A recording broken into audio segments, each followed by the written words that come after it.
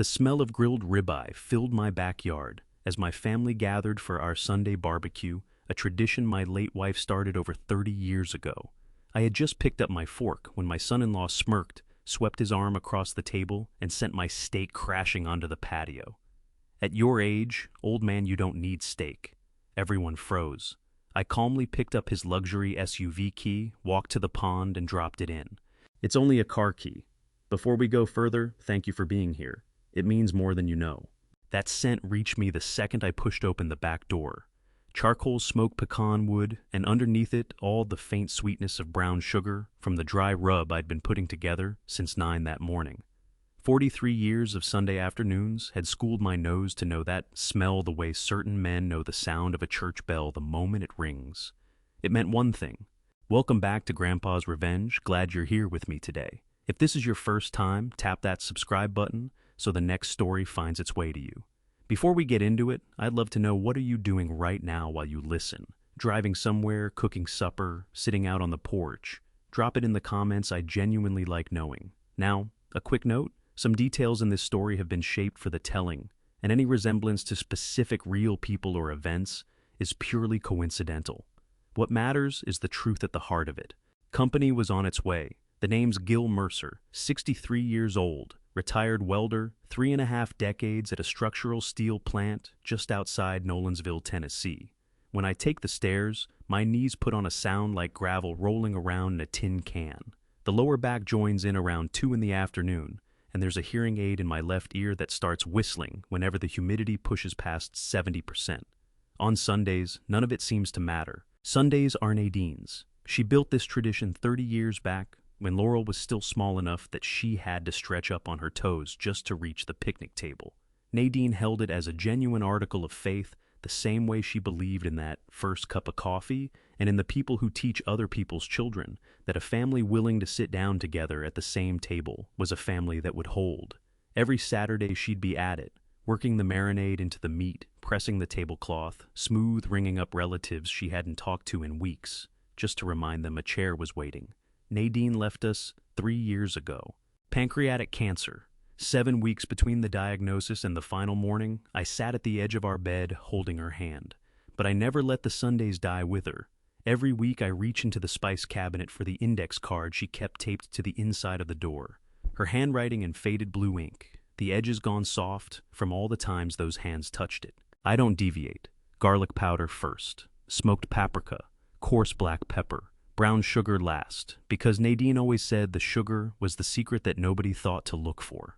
That particular Sunday, 3rd week of June, 4 ribeyes sat resting under foil, and the potatoes were wrapped tight and up on the top rack. The yard looked the way she'd always pictured it, the big oak spreading shade across the grass, the garden hose looped tidily next to the spigot, and that long wooden picnic table she'd personally selected from a furniture barn out in Brentwood back in 1993. She circled that table 3 times before she made up her mind. "It's got to seat everyone, Gil," she told me. "Even the people we don't know yet." Harv Decker from next door was first through the gate, same as always, a 6-pack of Shiner tucked under one arm, that same faded Tennessee Titans cap on his head he'd been wearing to these cookouts since 2008.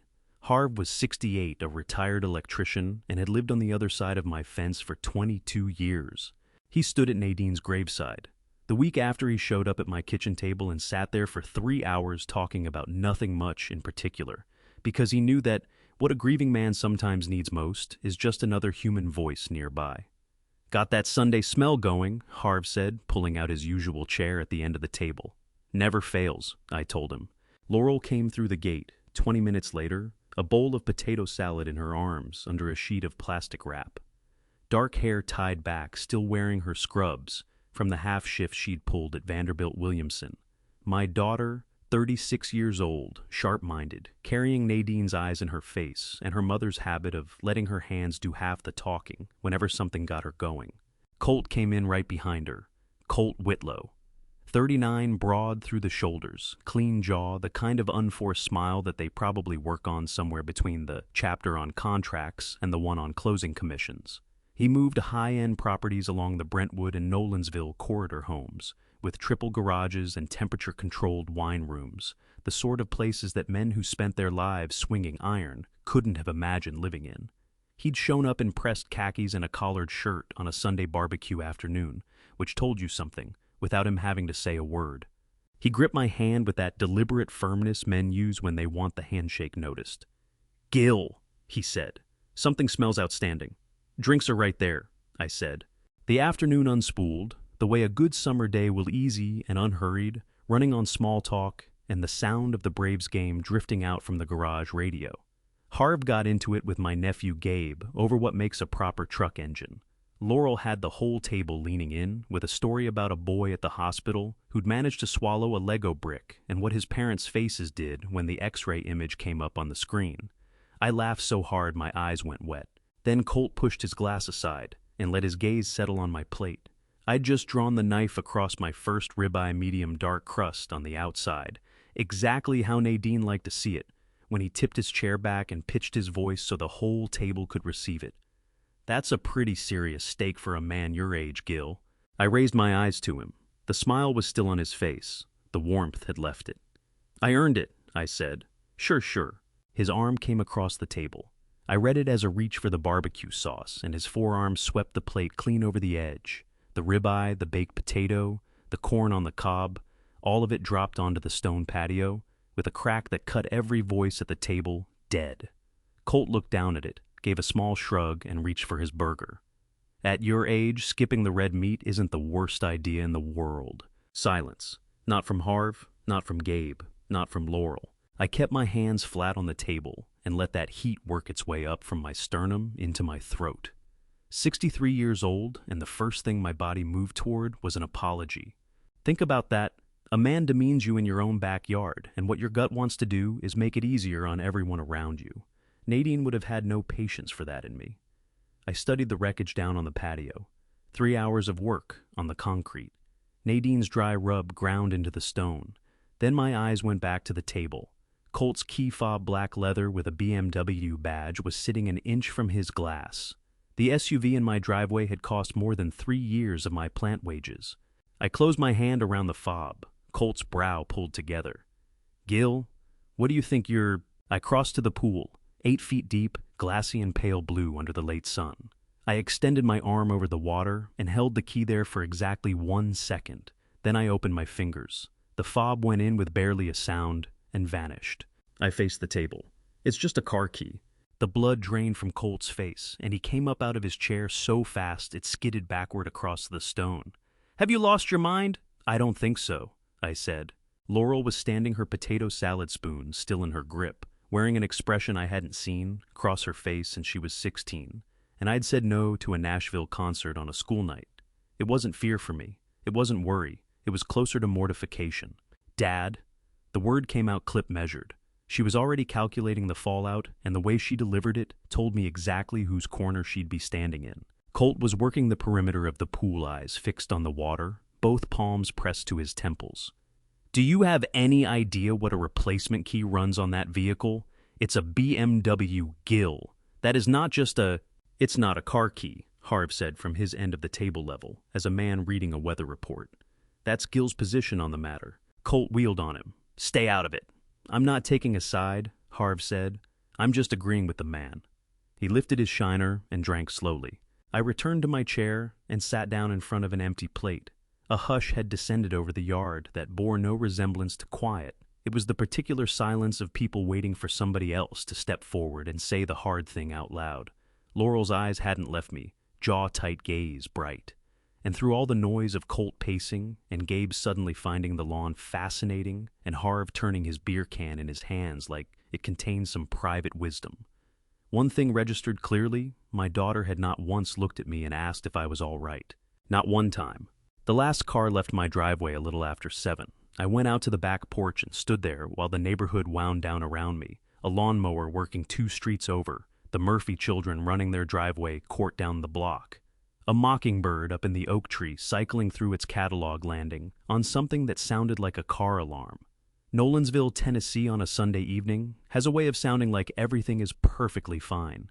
I went in and put myself to work cleaning up. There's a steadiness to breaking down after a cookout that I've leaned on for years. Plates stacked, the potato salad wrapped and refrigerated, the grill grates scrubbed, while there's still enough heat in them to lift the char. Nadine used to take up a spot next to me at the sink, drying each piece as I rinsed it, picking back through the afternoon together. What got said? Who was looking worn? Whether my brother Clem was ever going to deal with that rattling exhaust on his truck? The space where she used to stand was as present as she ever was, like a missing tooth that your tongue goes back to find. Steady. Precise. I was working through the last serving tray when the phone went off. Laurel. I dried my hands on the dish towel, the one with little bluebirds on it that Nadine bought at a craft fair in Arrington and picked up. "Hey, sweetheart." "Dad." Her voice was steady, measured, the nurse voice, the one she uses when she doesn't want the person on the other end to sense that anything is wrong. "I need to ask you something." "Go ahead." "The key fob." A brief silence. "Do you have any idea what replacing that is going to run?" I laid the dish towel on the counter. Outside, the mockingbird had shifted from its car alarm impression to something that almost passed for a real song. "I imagine it'll cost what it costs," I said. "Dad, BMW key fobs are programmed specifically to the vehicle. You can't just walk into a hardware store and have one cut. Colt already rang the dealership. They're saying $450 at minimum." "Laurel," I said, "he knocked my dinner onto the ground." "I know what happened, Dad, in front of everyone. I know." Her voice developed a tension at the edges. "But you throwing his key into the pool, doesn't make anything better. It just adds complications to complications." I pulled out the kitchen chair at the table's end. My chair, the one with a slightly uneven leg that Nadine kept meaning to fix and never got around to, and lowered myself into it. Nadine's chair sat empty across the table. Same blue cushion she'd brought home from Target 6 years ago. Same little gouge on the front leg where Laurel had scraped it along the floor as an 8-year-old reaching for something on the counter. "Sweetheart," I said, "you called me tonight right after everything that happened, and your first question was about the key fob." The line went quiet enough that I could make out her breathing. "I'm asking because Colt is upset," she said at last. "Colt knocked my food on the ground and told me I was too old for steak," I said.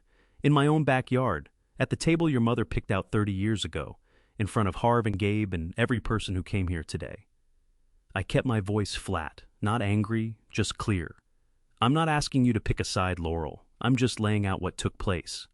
"I know what happened," she said, and there it was. A strain pulling beneath her words that wasn't anger. It sounded more like the bone-deep tiredness of someone who had been holding two separate things together for a long while and was beginning to feel the full weight of both. "I was there, Dad." "Then you know he never said he was sorry." Another pause. Longer. "He'll come around," she said. "He just needs a little time." "All right, so you'll think about the key fob." I sat looking at Nadine's empty chair, the scratch on the leg, the blue cushion gone pale on the left side, from years of afternoon light pouring through the window. "I'll think about it," I said. We said goodnight. I stayed at the table a long while after the call ended in the particular silence of a house where someone used to be and no longer is. The refrigerator hummed. The clock above the stove kept its count. Outside, the mockingbird had gone still at last. Nadine used to say you could read everything essential about a person's character by watching what they reached for in the first 5 minutes after something went wrong. Not what they said, what they did. Laurel's first call had been to me. Her first question had been about a car key. I got up, crossed to the spice cabinet, and swung it open. Nadine's index card was still taped where it had always been inside the door. The blue ink faded to near gray in spots, the card's edges soft and beginning to curl. Garlic powder first. Smoked paprika. Coarse black pepper. A pinch of brown sugar at the end, because the sugar is the secret nobody ever thinks to look for. I stood reading it longer than I had any reason to. Then I shut the cabinet, clicked off the kitchen light, and moved to the window that faces the backyard. The pool sat dark below, a black rectangle holding whatever remained of the sky. Somewhere at the bottom, 8 FT down, was a BMW key fob valued at $450. I stood at that window and let myself think for the first time that evening, the thought I'd been holding at arm's length ever since Colt shrugged at my ruined plate and picked up his burger. He hadn't swept that plate off by accident. 2 weeks went by. They passed the way hard. Weeks do when you're 63 and retired and keeping company mostly with a quiet house, sluggish in the mornings, picking up pace in the afternoons, then suddenly gone when Sunday comes back around and the phone hasn't rung. Laurel texted twice. Both times it was about Colt, how upset he still was, how the dealership had confirmed the replacement figure, how she hoped I was giving thought to what I'd said I'd think about. I was giving thought to other things. The first visit arrived on a Tuesday afternoon, 11 days out from the barbecue. I was in the garage doing an oil change on my Silverado when Colt's Mercedes nosed into the driveway. He got out alone, no jacket sleeves, pushed up hands tucked into his pockets. The easygoing version of Colt, the one he puts on when there's something he wants. Gil. He crouched down beside the truck and studied the oil pan the way a man does when he's pretending to care about mechanical work. "How are you holding up?" "Truck's running fine," I said, keeping my eyes on the drain plug. He laughed as if I'd meant it to be funny. "Listen, I wanted to stop by, clear the air between us." He paused. "I think things got away from everybody the other week." "Something got knocked off a plate," I said. His jaw pulled tight, but the smile didn't leave. "Fair enough."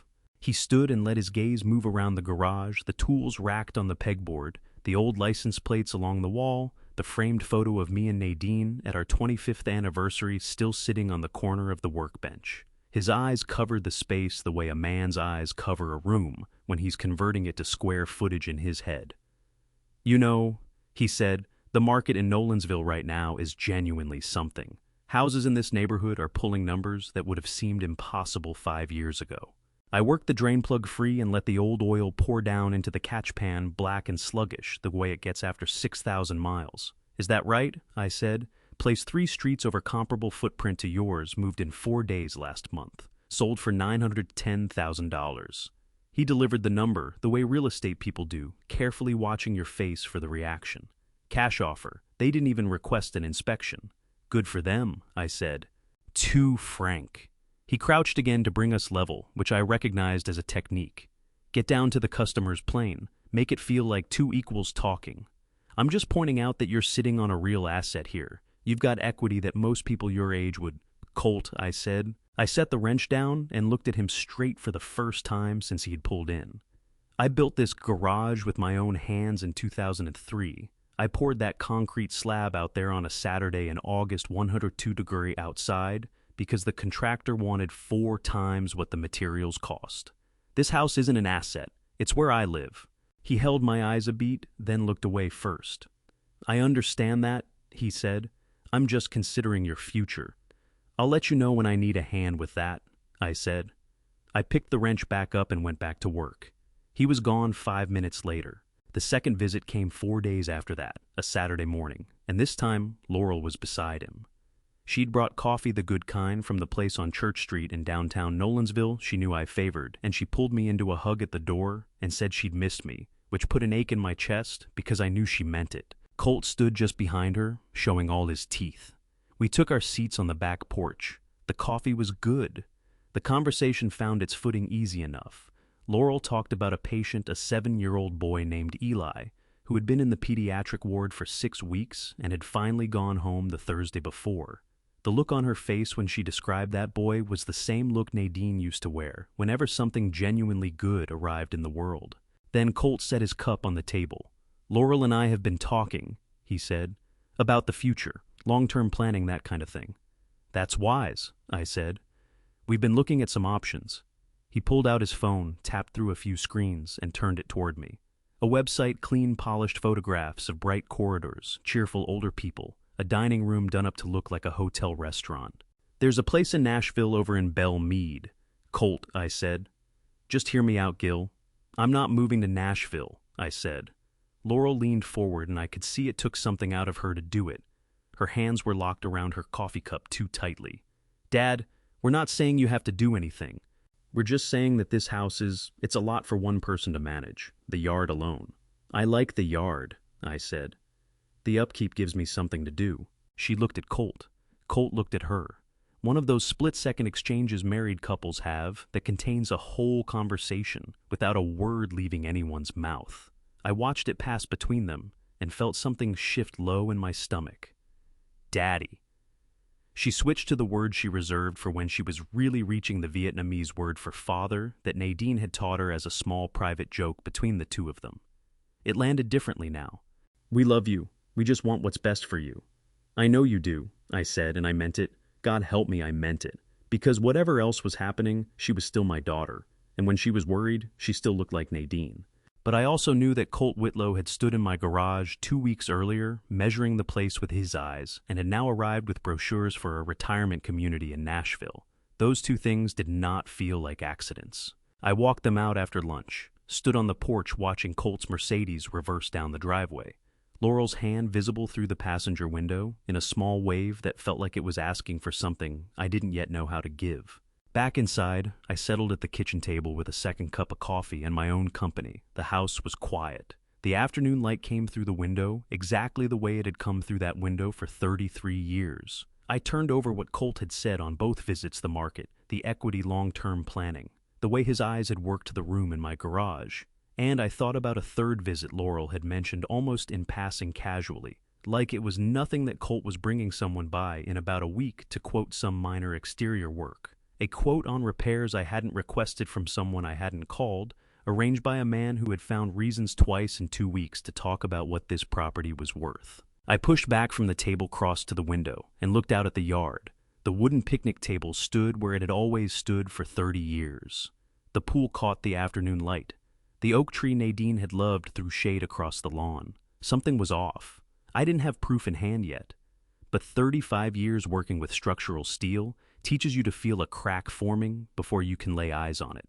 Harv Decker knocked on my back door that Saturday morning. I was at the kitchen table with a cold cup of coffee and Nadine's recipe box open in front of me.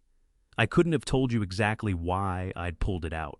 I hadn't planned on cooking anything particular. Sometimes I'd just open it and sit with her handwriting on the cards. The way she shaped her lowercase g's with a small loop at the bottom. The way she underlined anything she considered non-negotiable. It's not a rational thing, but grief doesn't run on rational. Harv let himself in, the way he always had. 2 knocks then, the door opened before I could get to it. He had his coffee thermos in one hand and his Titan's cap in the other, working the brim with his fingers.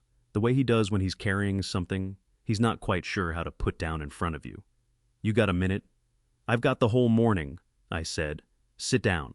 He sat across from me, set the thermos on the table, and looked at Nadine's recipe box for a moment without remarking on it. That was something I'd always valued about Harv. He never reached for noise, just to fill quiet. "I've been going back and forth on telling you something," he said. "Been sitting on it a few weeks now. Finally decided that holding it any longer wasn't doing you any good." I shut the recipe box. "Tell me." Harv turned his cap one more time, then laid it flat on the table. "About a month ago, this would have been mid-June, maybe a week or so. Before that Sunday, I was out front working the hedge along the property line. You know how that privet gets if you let it go more than a few weeks." "I know," I said. Colt pulled up. Harv said, "In that Mercedes. Had someone with him younger, fellow early 30s, maybe dressed like he was headed to a showing. Dark suit, leather portfolio under one arm." Harv paused. "They walked your property, Gil. The whole thing. Front yard, side yard, came around back along the fence line. The younger one was making notes on his phone. Colt was pointing things out: the roof line, the lot, the pool." Something went very still inside my chest. "My first thought was maybe he was arranging an estimate," Harv said. "Repairs, something like that. I nearly let it go at that." He met my eyes. Then I heard what Colt said. What did he say? Harv's jaw tightened slightly. The look of a man who has replayed a thing so many times, it started to turn sour. He said, "Once the old man moves into assisted living, this place will sell for close to $1 million. Brett, I need you to run the comps by next week." The kitchen went very quiet. The refrigerator hum, the oak tree shifting in the July air outside. My own pulse doing something unusual for a Saturday morning. "Harv, you're sure about the words?" I said. Harv looked at me with the steady expression of a man who has spent 68 years being precise about what he claims to know.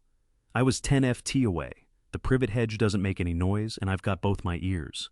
I nodded slowly. The younger fellow Colt called him Brett. He laughed and said something about the kitchen needing work, but that buyers in this market don't care about that. Harv's voice was level factual, the register he uses when he wants you to understand he isn't editorializing. Then Colt said the bones were solid and the lot alone was worth $600. I got up from the table and went to the window. The yard was green and still in the morning light. The pool flat and calm, the wooden picnic table, exactly where it had sat for 30 years, exactly where Nadine had wanted it. "The younger fellow," I said. "Brett, left a card in the mailbox," Harv said. I watched him tuck it in on their way out. struck me as strange, leaving a card at a house that wasn't on the market. He reached into his shirt pocket and placed it on the table beside Nadine's recipe box. I looked at it from across the kitchen without moving toward it. White card, clean design. Even from 8FT out I could read the name. Brett Kinsley, Pillar Real Estate, Nolensville, Tennessee. "I'm sorry I didn't come sooner," Harv said. His voice had gone rough at the edges, the way a man's voice does when he's carrying guilt he doesn't believe should be his to carry. I kept telling myself maybe I'd heard it wrong. Maybe there was some other explanation. I walked back, sat down, and picked the card up. Heavy stock, the kind that costs extra to print the kind agents order when they want to project weight. I turned it in my fingers. "You didn't mishear anything," I said. "No," Harv said. "I didn't." We sat together for a stretch the way men our age do when something solid has just come to rest on the table between them. Harv poured from his thermos into the mug I'd set out without being asked. I turned the card over and studied the blank white back. "Colt's been by twice in the past 2 weeks," I said. "Talking about the market, talking about my equity. Brought Laurel along with a brochure for a place over in Nashville." Harv's face didn't shift, but something behind his eyes did. "That tracks," he said quietly. "Yeah," I said. "It does." I set the card down on top of Nadine's recipe box, right beside the one in her handwriting with the Sunday pot roast. 2 very different sets of instructions for the same house. "Gil," Harv said, "what are you going to do?" I looked at him across the table. Outside, a cardinal dropped onto the edge of the pool for half a second, vivid red against the blue water, and then was gone. "I'm going to think about it carefully," I said, "and then I'm going to do something about it." Harv gave a slow nod, like that was the answer he'd expected. He picked up his coffee and left it there. That was the other thing I'd always appreciated about him. He could tell when the talking was finished. Harv left around 10:30. I stood at the kitchen window and watched Harv disappear through the gap in the hedge between our yards. His Titan's cap back on his head, his thermos swinging at his side. Then I sat back down and looked at the business card. Brett Kinsley. Pillar Real Estate. Nolensville, Tennessee. A phone number, a website, and a small logo in the upper left corner that I supposed was meant to convey direction. The notion that this man could point you somewhere worth going. I turned the card over, blank on the back save for a faint watermark of the same logo. I didn't reach for my phone. Instead, I got up, poured the cold coffee down the sink, set a fresh pot brewing, and while it ran, I went to the living room and found the yellow legal pad I kept in the drawer of the side table next to Nadine's reading chair. She'd picked it up to write grocery lists on, and somehow it had drifted to that drawer and stayed there 2/3 full of her handwriting, the last third blank. I pulled off 3 clean sheets and carried them back to the kitchen. Fresh coffee in hand, I sat down and started writing. I put down the date of the barbecue, the exact words Colt had used when he shrugged at the wreckage of my dinner. Both visits afterward, what day each one fell on what Colt had said.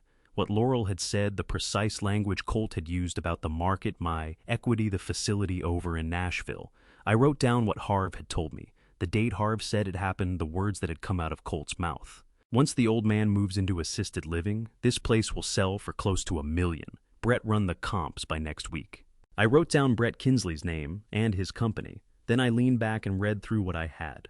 3 pages, maybe 25 separate items. Any one of them standing alone was something a man could account for. A crude remark at a cookout. A conversation about real estate, values the kind Colt had every day for a living. A brochure for a retirement community that Laurel could have found on her own. A walk around a neighbor's property that might have been nothing but idle curiosity. Laid together, they told a different story. I thought about the way Colt's eyes had traveled around my garage on that first visit. Not the look of a man making small talk. The look of a man taking inventory. I thought about the word he'd chosen, significant asset. Not your home, not this place. Asset. A word from another vocabulary entirely. A transaction vocabulary. I thought about Laurel's face when Colt had brought up the Nashville facility. The way she'd leaned in like it cost her something to do it. The way her hands had been clamped around that coffee cup too tightly. She wasn't the one driving this. I believed that. But she wasn't putting a stop to it either. I folded the 3 pages and sat holding them. The coffee had gone from warm to cool, that middle temperature, where it's no longer satisfying, but you keep drinking it anyway because it's in front of you. Outside, a lawnmower started up somewhere along Clovercroft Road, that particular Saturday sound of a neighborhood keeping itself in order. I got up and opened the spice cabinet. Nadine's index card was still taped to the inside of the door, same as it had been for the past 11 years. Garlic powder first, smoked paprika, coarse black pepper, pinch of brown sugar at the end. I tucked the folded pages behind the card between it and the door. Then I took Brett Kinsley's business card and held it for a long moment. I thought about calling him. I thought about calling Colt. I thought about ringing Laurel and putting everything Harv had told me on the table, along with everything I'd just written down, and asking her plainly what her husband was planning to do with her father's house. I slipped the card into my shirt pocket instead. There was someone else who needed to hear this. First, a man who had sat across from me in a small office on Church Street in downtown Nolensville 3 years ago and helped me understand what Nadine's passing meant in legal terms. Someone who had answered every question I brought him that day with patience and without making me feel small, for asking who had passed me a box of tissues without ceremony, who had told me at the end of that appointment that his door stayed open if I ever needed anything. I hadn't needed anything since. Tomorrow morning, I decided I would. Garrett Olin's office occupied the second floor of a converted Victorian on Church Street, 3 blocks from the Williamson County Courthouse, wedged between a title company and an insurance agency that had been in the same spot since 1986. I'd been there once before 3 years ago, the month after Nadine died. The place smelled the way it had then, old wood coffee and something faintly of lemon polish. The smell of a room where serious matters get taken seriously. Garrett was 57 trim, with close-cropped silver hair, and the unhurried manner of a man who had come to understand, probably through hard experience, that urgency almost never improves a legal situation. He'd practiced estate law in Williamson County for nearly 30 years. He'd walk me through Nadine's will, her retirement accounts, the transfer of the joint savings into my name, all of it, without ever making me feel like I was being handled.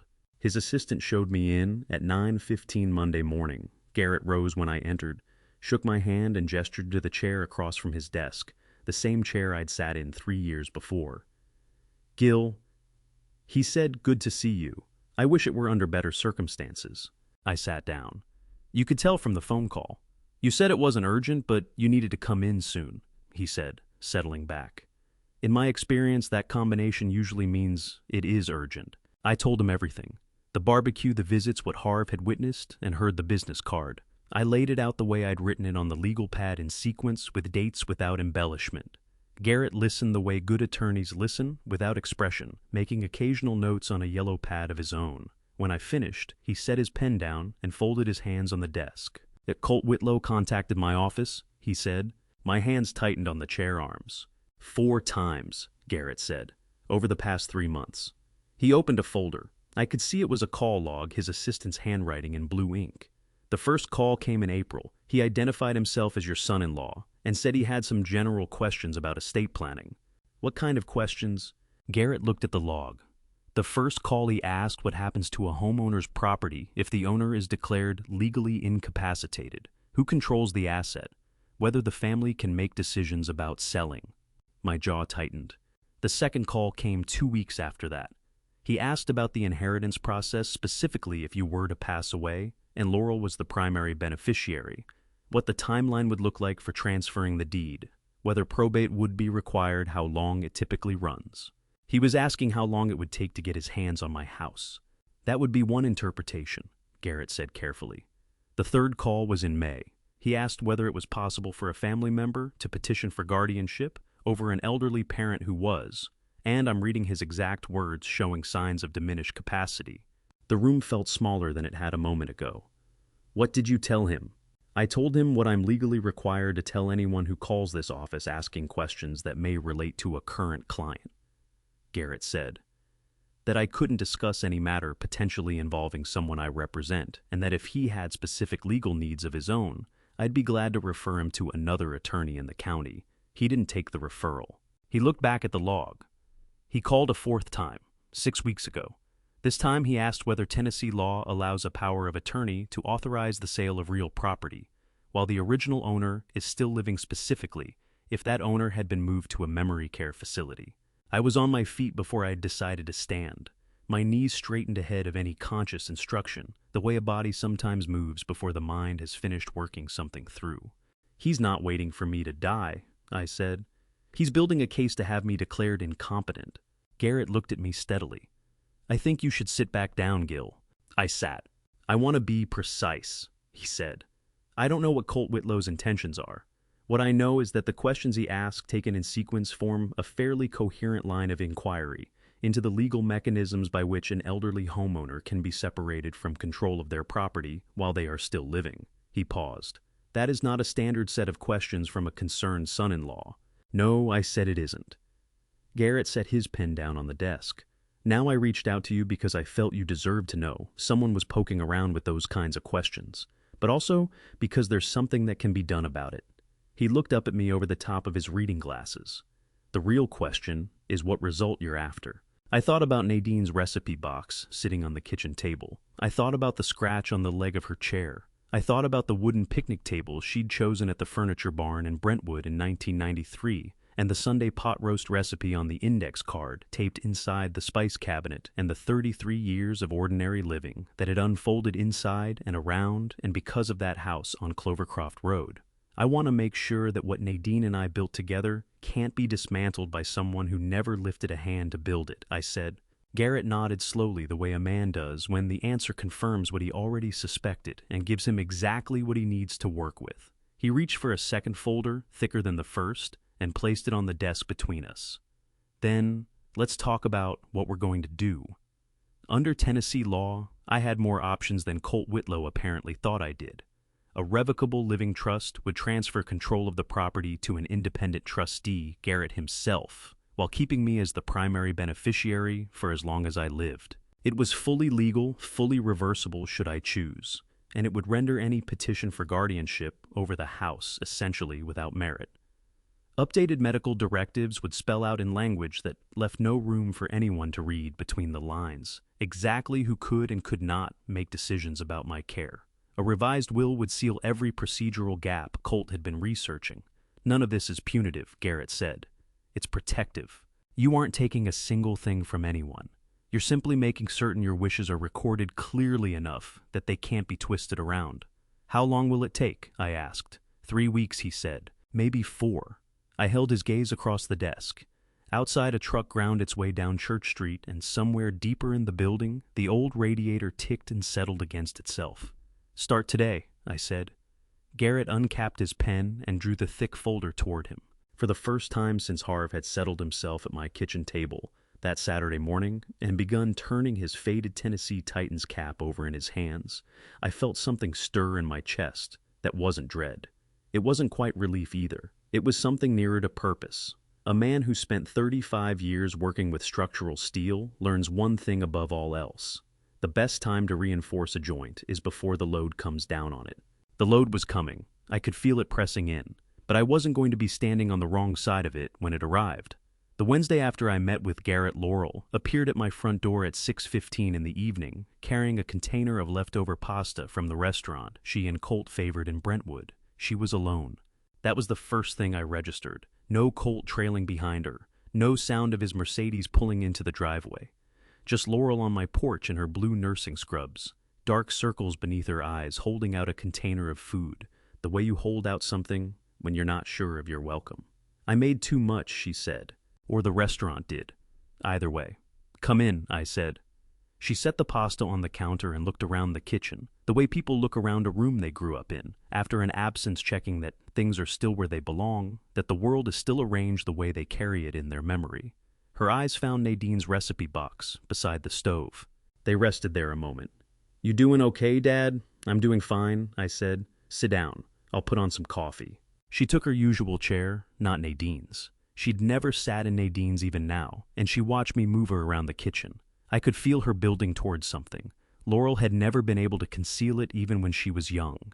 When she had something hard to say, she went very still and very deliberate, like a person carrying a full glass across a floor that might give way beneath them.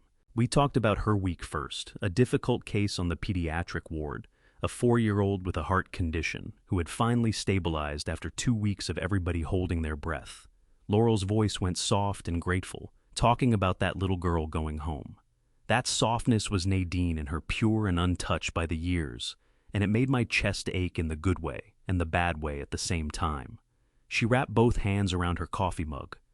Dad, she said, I have something to tell you. I looked at her from across the table. Her eyes filled so fast it seemed to catch even her off guard. She blinked hard, pressed her lips together, then exhaled a breath that trembled slightly at its edges. Her right hand drifted from the mug to her abdomen, and rested there flat and instinctive, the way a hand knows things before the mind catches up. "I'm pregnant," she said. 4 months. The word struck me somewhere behind the sternum and spread outward like warmth moving through a cold room. 4 months. That meant since March. That meant she'd been carrying this since early spring, through all of it, through the barbecue and the visits and the phone calls and every last bit of it. I pushed back from my chair and walked around the table. She rose to meet me, and I held her the way I'd held her when she was small and the world had felt too large and too loud. Her head against my shoulder, my arms around her, her crying quietly into my collar, in that particular way she'd cried since she was 3 years old, breaths uneven and close together. "A baby," I said. "A baby," she said, and laughed a little through the tears. We stood there like that for a while. I felt her breathing slow and find its rhythm. Outside the kitchen window, the evening light was turning golden over the backyard, laying itself across the old picnic table and the still surface of the pool. She pulled back and dried her face with the back of her hand, smiling the way people smile after crying when they want you to know they're all right now. "Colt's excited," she said. "I imagine he is," I said. Something in my tone must have landed a shade flat because she studied me with an expression that was equal parts searching and careful. "Dad, I know things have been strained between you two." "They have," I agreed. "I want the baby to know its grandfather," she said. Her voice broke on the last word, just barely. "I want Sunday dinners. I want the smell of that grill out back. I want this house to be something the baby grows up knowing." I looked at my daughter's face, Nadine's eyes, Nadine's way of meaning every single word she spoke, and I believed her. Every syllable of it. She left around 8:30. I walked her to her car, watched her back down the driveway, kept waving at the taillights until they swung around the corner onto Clovercroft Road.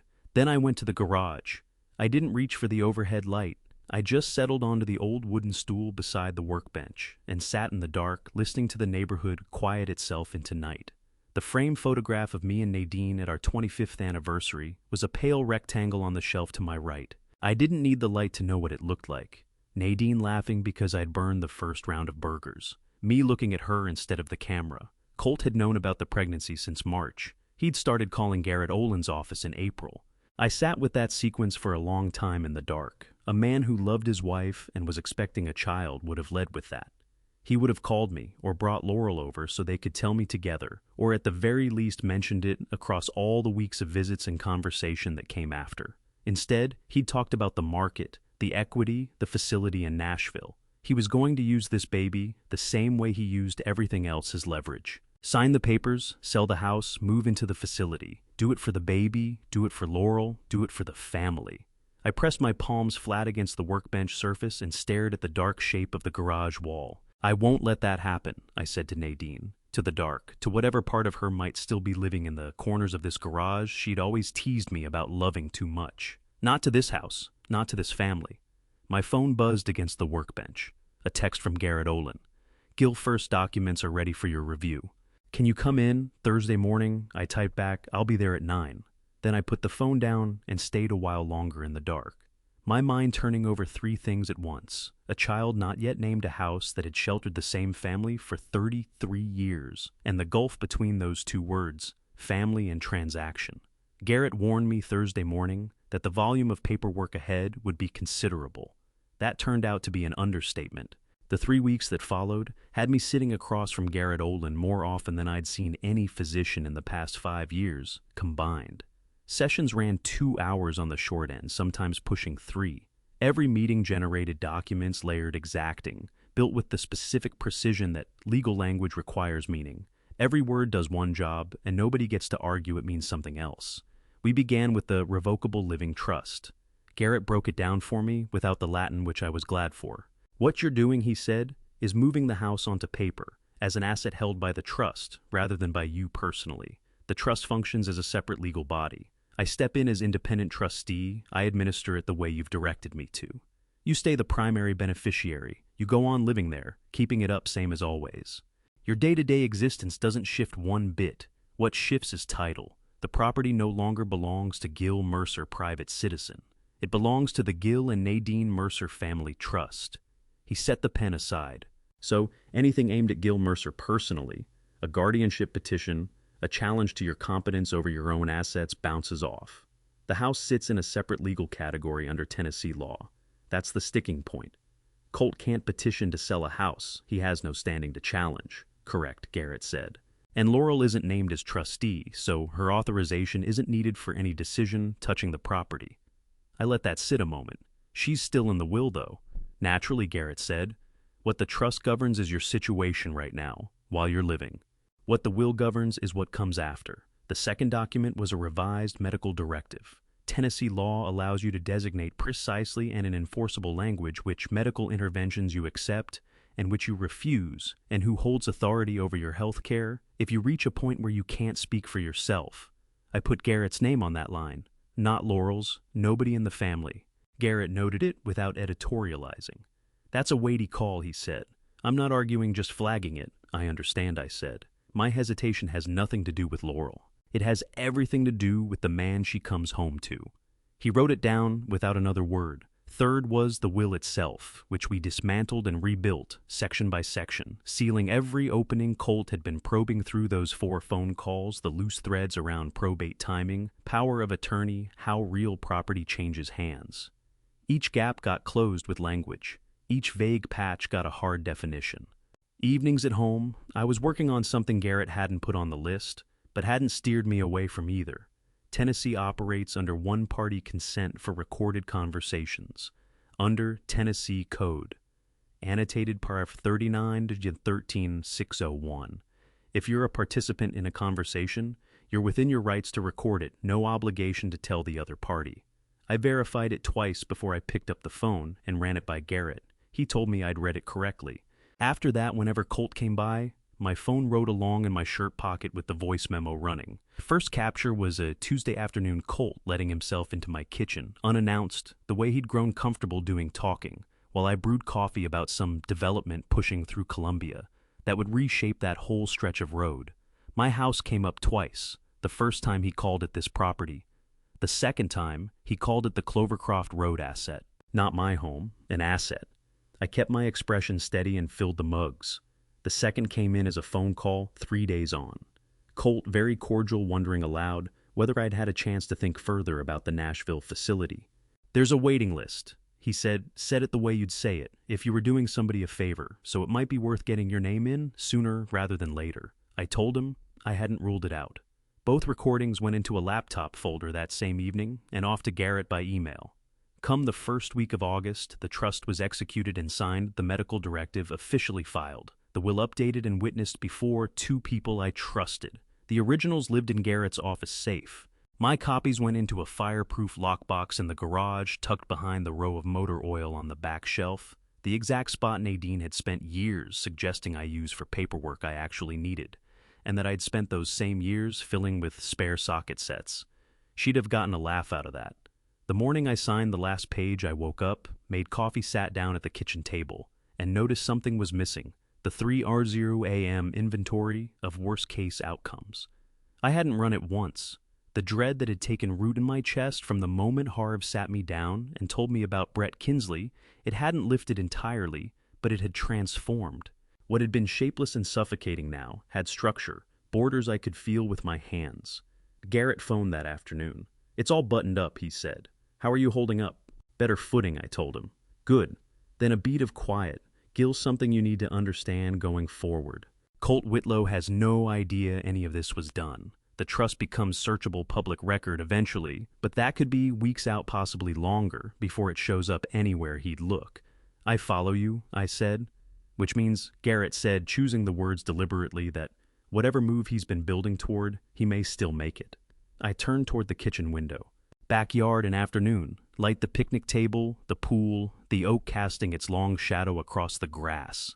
Let him, I said. A Thursday evening toward the tail end of August. I was out on the back porch watching the color bleed slowly from the sky above Nolansville when my phone lit up with a text from Laurel. Dad, Colt thinks it would be great to do a Sunday BBQ the way we used to pull everyone in. It's been a while. You game? Maybe 2 weeks out from this Sunday. I read it 3 times through. Then I laid it face down on the arm of the chair and kept my eyes on the yard. The oak had started showing the very earliest suggestion of something changing at its edges, not autumn nowhere near it, but that late August cast to the light that makes even healthy green look like it's running low on something. Like the season has started doing the math. 2 Sundays out put us in the second week of September. I picked the phone back up and went through the message one more time.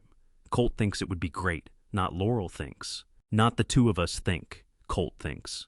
She'd put it that way without registering what she'd put, but the word was there. I went in, drew a glass of water at the sink, and stood at the counter working through what I knew about Colt Whitlow and the geometry of how he operated. 2 months of close observation had taught me his method clearly. He didn't come at a thing straight. He constructed the terrain around it. He moved pieces, setting people timing, until the result he was after became the only natural place to land. A backyard cookout. Everybody present. The tradition reclaimed the warmth of it. The family gathered at the same table Nadine chose back in 1993. People who hadn't been close enough to feel the friction, relatives and neighbors who'd look at a son-in-law hosting a Sunday gathering and see nothing but a good man keeping the family together. And somewhere in that warm scene, paperwork, signatures needed, a quiet conversation unfolding in front of onlookers who'd perceive it as nothing more than a family rallying around one of their own. I called Garrett Olin. He answered on the second ring. Garrett, Colt's putting together a Sunday cookout, I said. 2 weeks from this Sunday, his intention is to have everybody there. Brief silence. How many people are we talking? Neighbor's family. 10, maybe 12. Harv will be on the guest list. My sister Fern and her husband, most likely. Probably some of Nadine's friends as well. And your read is that he means to use it as leverage. I think his intention is to box me in, I said. That's a different thing than pressure. Pressure is the last 2 months. Boxing someone in is when you do it with an audience watching, so declining becomes its own indictment. Garrett held his silence a moment. What's your instinct? I crossed to the kitchen window. The picnic table held the last of the evening light out there in the yard, solid and unmoving its grain, carrying 3 decades of Tennessee weather in every line. I want to say yes, I said. He paused, a longer one this time. Gil. I want to say yes, I said again, and I want you sitting at that table with me. Something shifted in the quality of the quiet on Garrett's end. I could almost hear him working through it, the logistics, the implications, the particular legal and human geometry of what I was laying out. You understand? He said slowly that if I show up at a family gathering in my professional capacity, Colt will know immediately that something has shifted. I'm counting on it, I said. He'll get defensive. He may turn hostile. He was headed there regardless, I said. The difference is that when he does 2 weeks from now, everything I need will already be on the table. Garrett made a sound that lived somewhere in the neighborhood of a laugh without quite being one. You've given this some thought? 2 months of quiet evenings will do. That, I said. All right. His voice dropped into the professional register, the one that told you a decision had been reached and he was moving. I'll be there. But I want to be straight about one thing. I'm not coming to ambush anyone. I'm coming to present facts documented, legal, verifiable. What Colt does with those facts is entirely his business. That's all I'm after, I said. What time? Call it 3:00. I'll start the grill at 2. I'll be there at 3, he said. And Gil cook enough. I haven't had a real barbecue since my brother-in-law relocated to Arizona. I came close to smiling at that. Almost. I told him there'd be plenty. We hung up. I stood a moment in the kitchen phone still in my hand, my eyes on Nadine's recipe box sitting on the counter. Then I picked the phone back up and texted Laurel. Tell Colt that sounds good. Make sure everyone comes, the more the better. I set the phone down and lifted the lid on the recipe box. Drew out the index card for the dry rub written in Nadine's careful looping hand. The blue ink faded nearly to gray in places, the edges worn soft from 30 years of Sunday mornings. Garlic powder first, then smoked paprika, coarse black pepper, a pinch of brown sugars last. I'd need at minimum 4 lb of ribeye, maybe 5. Nadine always said, a good Sunday barbecue lives or dies in the preparation. You didn't spend Sunday morning deciding what to cook. You planned ahead. You gathered everything you needed with time to spare. You made sure that when the moment arrived, there was nothing left to scramble for. She was talking about meat and seasoning, of course. But she was also, I thought, talking about everything else. I slid the index card back into the box, pressed the lid closed, and got out a piece of paper for a grocery list. 2 weeks from Sunday, Colt Whitlow was going to settle himself at the table Nadine had chosen in 1993 and do his best to dismantle what we had spent a lifetime building. He had no idea that the table and every person around it was already prepared. The grocery run was 40 minutes Monday morning. I drove out to the butcher on Nolansville Road, not the supermarket, the actual butcher, a place called Sweat's Meats that had occupied the same spot since 1977, where the man behind the counter still called you by name if you'd been in more than twice. I ordered 5 lbs of bone-in ribeye, cut 1.25 inches thick the way Nadine always specified. The butcher, a broad-shouldered man named Dub, with forearms like fence posts, wrapped each steak individually in white butcher paper and stacked them in a bag without being asked. Special occasion, he said. Something like that, I said. I stopped at the hardware store heading back and picked up a new bag of pecan chunks for the smoker box. Nadine had always insisted on real wood smoke. She maintained that the smoke needed to have personality. Plain charcoal was fine for a weeknight, but Sundays called for something with character. Back home, I settled into the week the way I always did before a big Sunday, methodically without hurrying. Monday? I cleaned the grill, scraped the grates, checked the propane on the side burner, even though I'd be running charcoal. Tuesday, I pulled the picnic table away from the tree line, scrubbed it down with soapy water, and let it dry through the afternoon.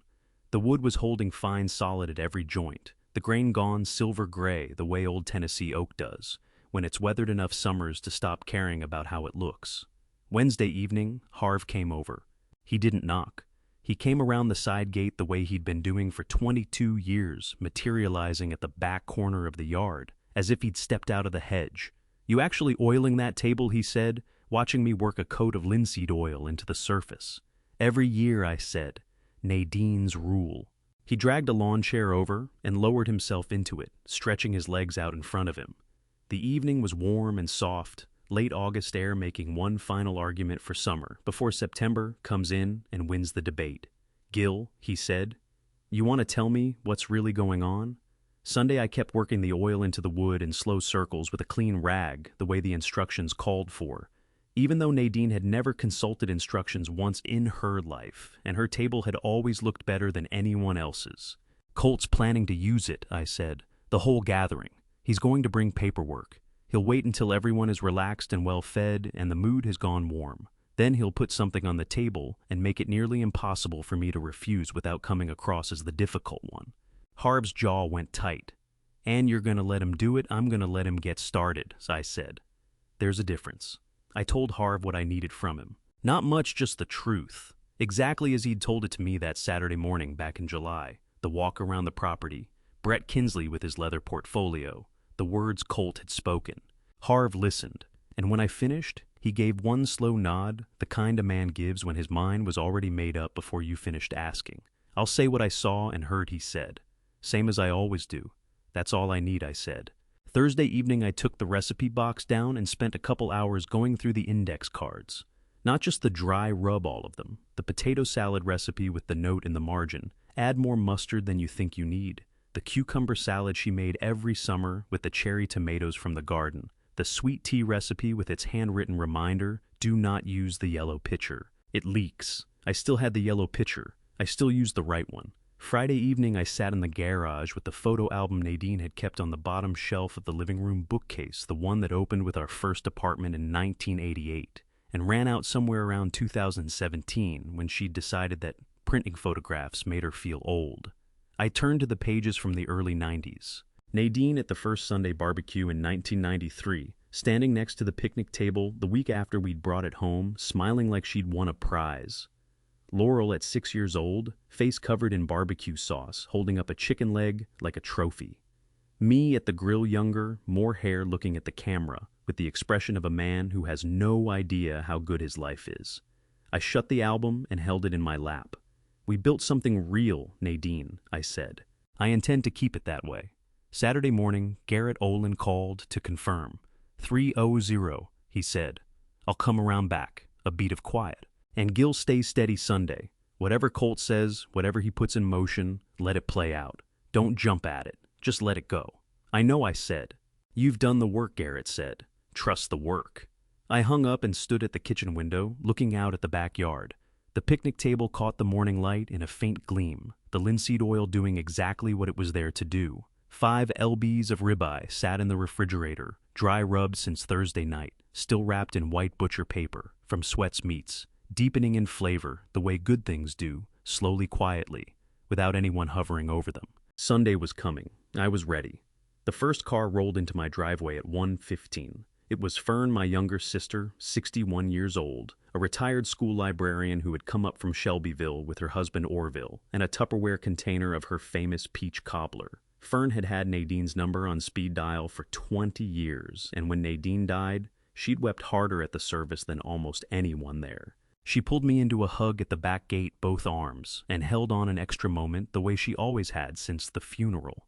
"You look good, Gil," she said, stepping back to study my face with the particular critical affection of a younger sister.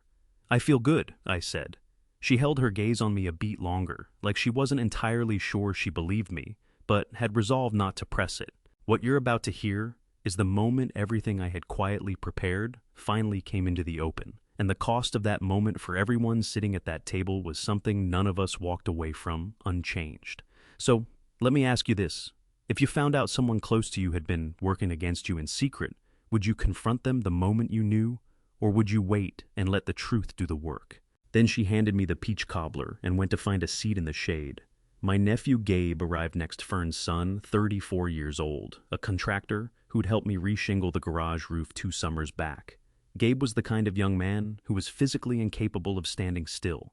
He fell right into helping arrange the folding chairs, asking questions about the grill setup, dragging the cooler out of the garage without anyone suggesting it.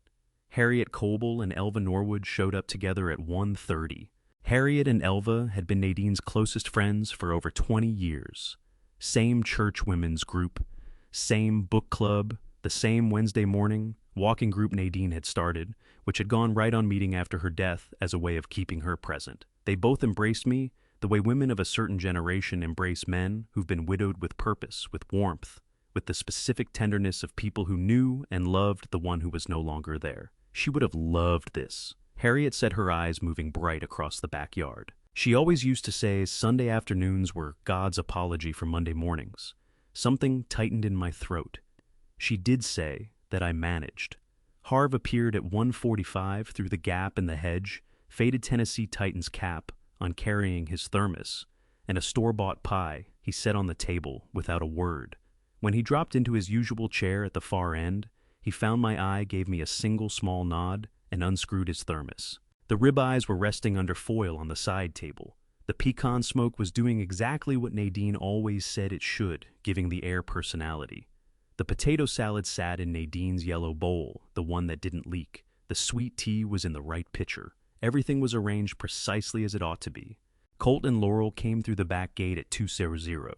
Colt walked in wearing pressed slacks and a collared shirt, a canvas tote bag over one arm that was just a bit too full to pass as casual.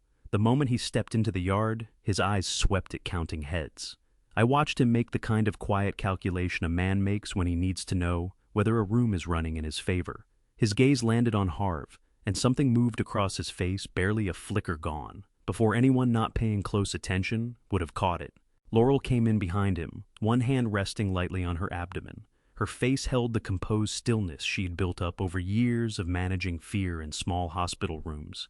She kissed my cheek, pressed my arm, and said, "Hi, Dad," in a voice that carried far more weight than those 2 words had any business carrying. "Laurel," I said, "you look beautiful." Her eyes filled for a moment. She blinked it away. "The food smells incredible. Your mother's recipe," I said. "Same as always." Colt set the canvas tote on the empty chair beside his seat. He shook my hand with that firm, deliberate grip and said, "Gil, this is wonderful. Really, this is exactly what everyone needed." "Glad you think so," I said. We sat down to eat at 2:30. The ribeyes were right. Nadine's dry rub, working the way it had worked every Sunday for 30 years, the brown sugar pulling that particular dark crust that made people close their eyes on the first bite. Fern took one mouthful and said it tasted like 1997. Gabe went back for a second helping of potato salad. Harriet told a story about Nadine that started everyone laughing, then made Elva cry, then brought the laughter back around again. Colt ate and smiled and kept the conversation going and rested his right hand on top of the canvas tote in the empty chair beside him, the way a man keeps a hand near something he's going to need. I watched him from my end of the table and let him talk. Around 3:30 plates were getting cleared, and the sweet tea was making its second circuit. Gabe was deep into a story about a roofing job over in Brentwood that had come apart in some way that was apparently hilarious. Everyone was laughing. Colt reached into the canvas tote. Out came a folder, thick cream-colored, the kind of presentation folder real estate offices use for proposals they want to carry a certain weight. He set it on the table in front of him and cleared his throat. The laughter wound down the way it does when it registers that the temperature in a room has changed. "I hope nobody minds," Colt said, voice warm, measured the voice of a man who had run this moment in his head more than once. "But I'd like to take a few minutes while everyone who loves Gil is here to talk about something that matters." Nobody moved to stop him. That was the thing about Colt Whitlow. He understood the social physics of a situation that in a setting like this, one food on the table and family in every chair and the easy warmth of a good afternoon still hanging in the air. The person who speaks with unhurried authority is the person the room yields to. He had built a career on that understanding. He opened the folder. Inside were 3 documents separated by colored tabs. He didn't move to hand them across immediately. He let the folder lie open, visible, present, not yet pushed toward anyone, the way a negotiator lets an offer sit before expecting the other party to respond.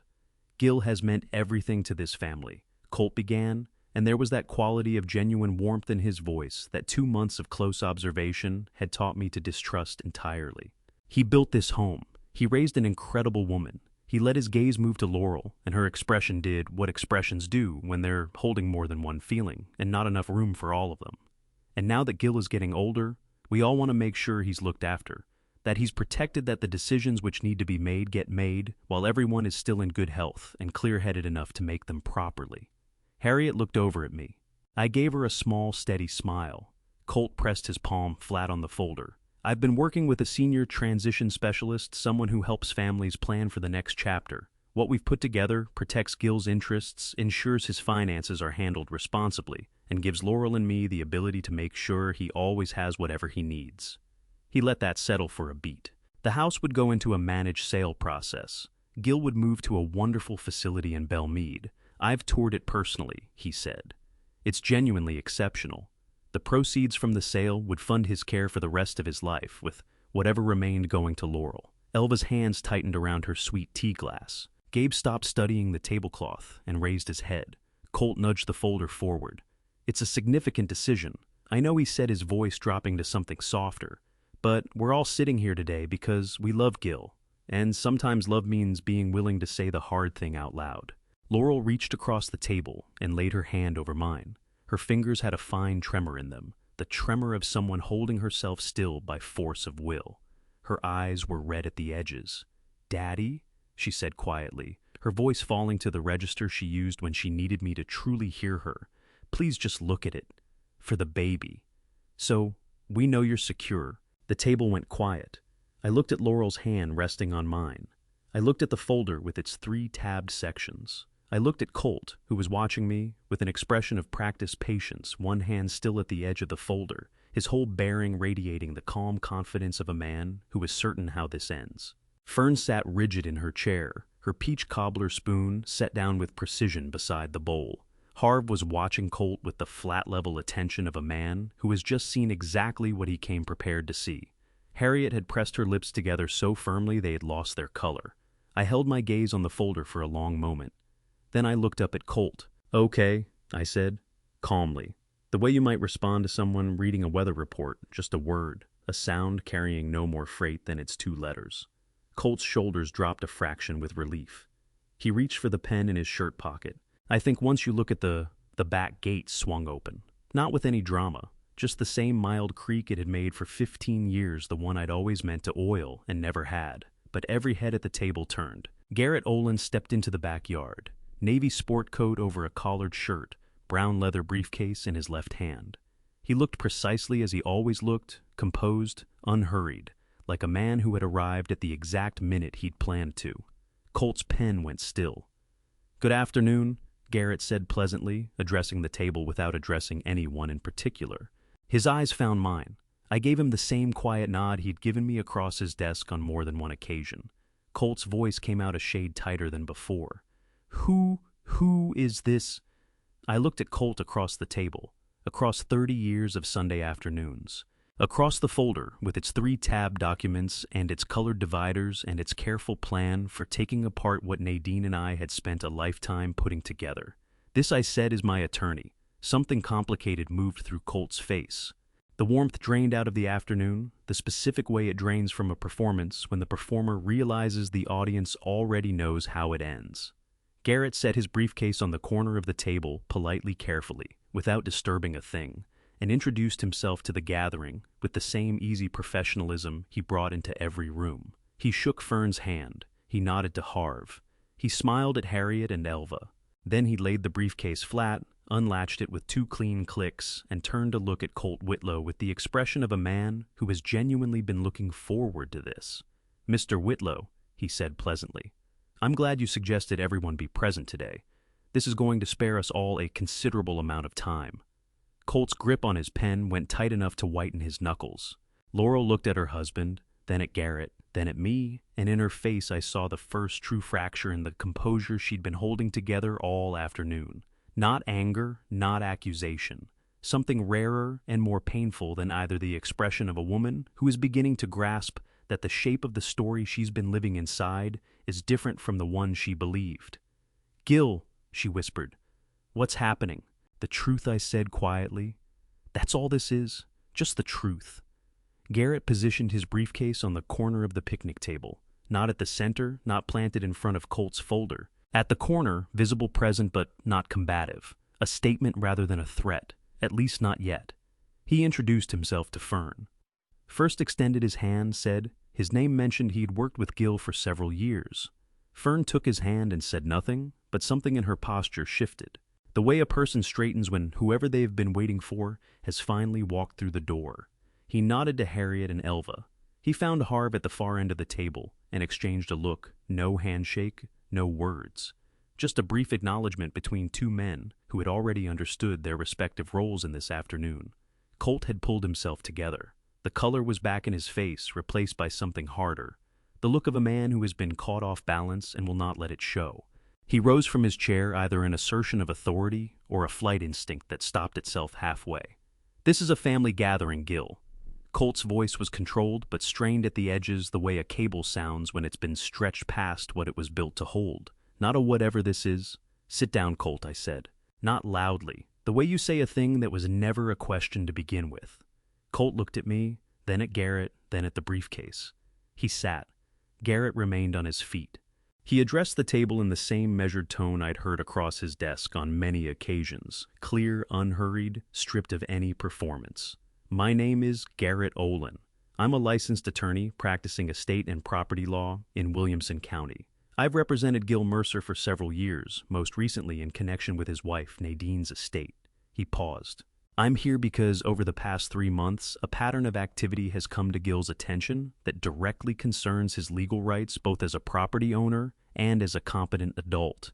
Gil asked me to lay the relevant facts out in front of everyone who loves him." He looked at Colt. "All of them." Colt's hand moved toward the canvas tote and stopped. He shifted course. "Mr. Olin Gil's family is perfectly capable of discussing his future without legal counsel involved. I think there's been some kind of misunderstanding here." "You may be right," Garrett said pleasantly. "Let's find out together." He unlatched the briefcase. The 2 clicks were the sharpest sounds in the backyard. He drew out 3 folders and set them alongside Colt's cream-colored proposal, the way a card player lays down a hand. No rush, no flourish, just placing things where they needed to be. Laurel's eyes moved from the folders to her husband, to me, and back again. Her hand drifted to her abdomen, the same instinctive gesture from the evening she'd told me about the baby. The muscles along her jaw worked beneath the skin. Colt Whitlow contacted my office on 4 separate occasions.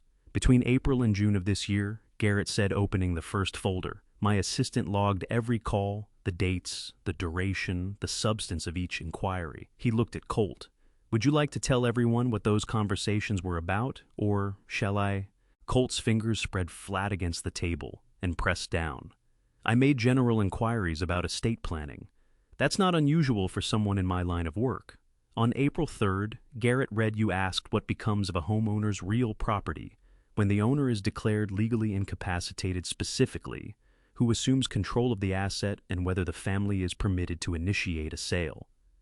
Fern made a sound that had no word in it. On April 18th, you asked about Tennessee's probate process, how long title transfer takes after an owner's death, and whether that process could be accelerated.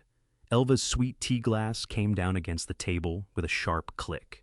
On May 9th, you asked whether a family member can petition a Tennessee court for guardianship over an elderly parent showing, and I'm using your exact words here, signs of diminished capacity. You asked what medical documentation that would require. The yard went so still I could hear the oak moving overhead. Colt cleared his throat. Those were hypothetical questions. I work in real estate. These are the kinds of things I think about professionally. Mr. Whitlow Garrett's voice stayed level. It didn't need to rise. I've practiced law in this county for 29 years. Hypothetical inquiries about a specific elderly homeowner's incapacity made by that homeowner's son-in-law across a span of 3 months are not hypothetical. Laurel turned and looked at her husband, not the uncertain, searching look from earlier. Something else had moved into her face, the look of a woman who has just heard something she cannot unhear and is working out what to do with the weight of it. Colt. Her voice came out smaller than she'd meant it to. You called his lawyer, Colt. I was thinking ahead for us for the baby. You called my father's attorney, she said, and asked how to have him declared incompetent. The words fell onto the table like something dropped from a height. Colt opened his mouth, closed it, tried again. That's the third call. Laurel's voice had gone very quiet, and in the 36 years I had known my daughter quiet meant she was further past the edge than shouting ever could. You asked about guardianship. You asked how to prove diminished capacity. Her eyes filled fast, and she didn't move to clear them. He's not diminished. He built that grill. He made this food. He has sat here all afternoon showing you more patience than you've come close to earning. Colt reached for her hand. She drew it back. Garrett gave them exactly 1 moment. Then he opened the second folder. The fourth call, Garrett said, came on June 2nd, 3 weeks before the barbecue where Mr. Whitlow knocked Gil's dinner off the table.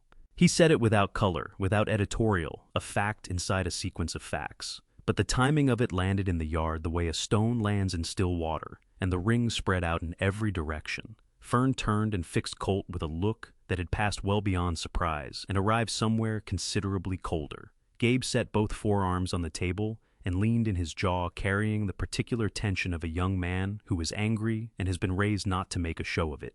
On June the 2nd, Garrett said, reading from the log, Mr. Whitlow asked whether a durable power of attorney could authorize the sale of real property, while the original owner remained living, specifically if that owner had been moved to a memory care facility.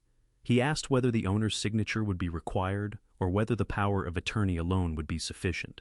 Harriet Colble placed both hands flat on the table and said, Lord, have mercy. In the quiet, particular way, she said things when she meant them down to the bone. Colt pushed back from the table, not standing, just creating distance, the physical instinct of a man who wants more room around him. You were taking 4 phone calls and building a story that Gil, my voice was even. Let him finish. Colt looked at me. Something moved through his eyes, the same calculation I'd been watching for months, the quiet arithmetic of a man reading the room and pricing his options. He stayed in his chair. Garrett closed the first folder and opened the second. Gil, Garrett said, turning to me. In August, you informed me that Colt Whitlow had paid several visits to your home in which he raised the subject of selling the property. You noted that during those visits he referred to your home as, and I'm using the words, Gil recorded this property and the Clovercroft Road asset. He reached into the second folder and withdrew a single printed page, a transcript. Under Tennessee Code, annotated paragraph 39 to 13-601. Tennessee is a one-party consent state with respect to the recording of conversations. This means that a participant in a conversation may legally record that conversation without the knowledge or consent of the other parties. He set the page on the table. Gil was a participant in these conversations. Those recordings were obtained lawfully. Colt fixed his eyes on the transcript. Whatever color had crept back into his complexion after the first shock now began bleeding out again, slow and steady, the way floodwater recedes from a floor.